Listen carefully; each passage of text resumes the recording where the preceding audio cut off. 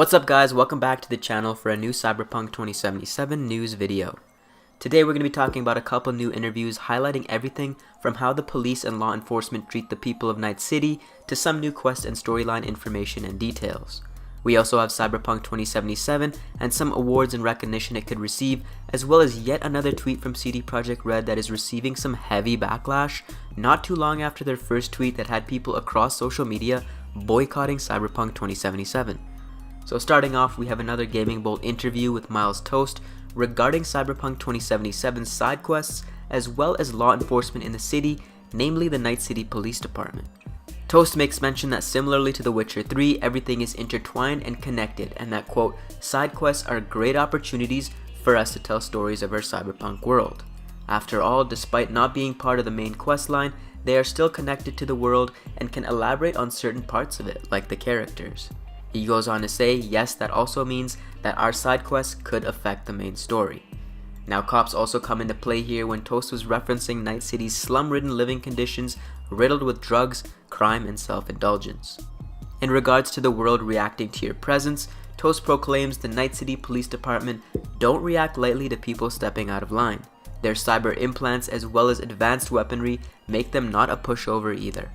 Law enforcement aren't going to be idle NPCs because the depravity of Night City doesn't allow them to, and CDPR wants this to be reflective in the NCPD's fast and ruthless reactions in standing against the savagery of the world.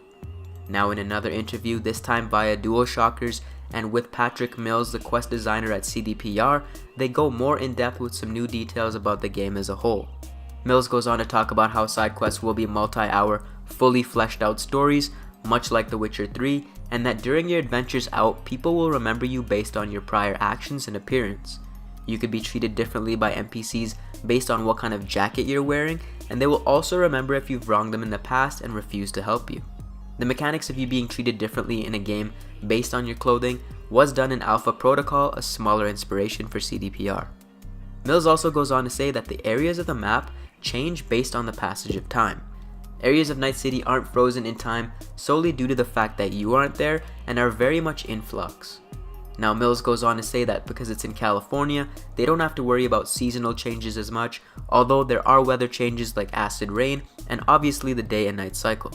Mills also says they are currently playing with how much destructibility there is in their environments and that it's subject to change.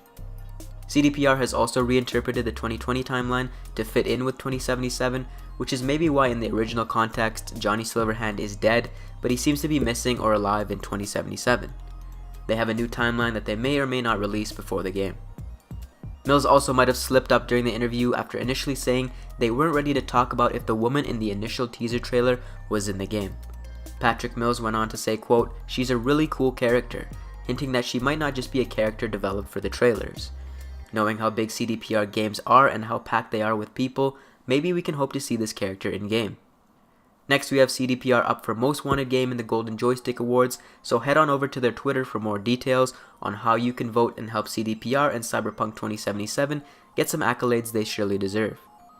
Finally, we have Twitter controversies rearing its ugly head again, with GOG.com, who is run by CD Projekt Red, tweeting something very similar to their original transphobic tweet, which got them in trouble in the past.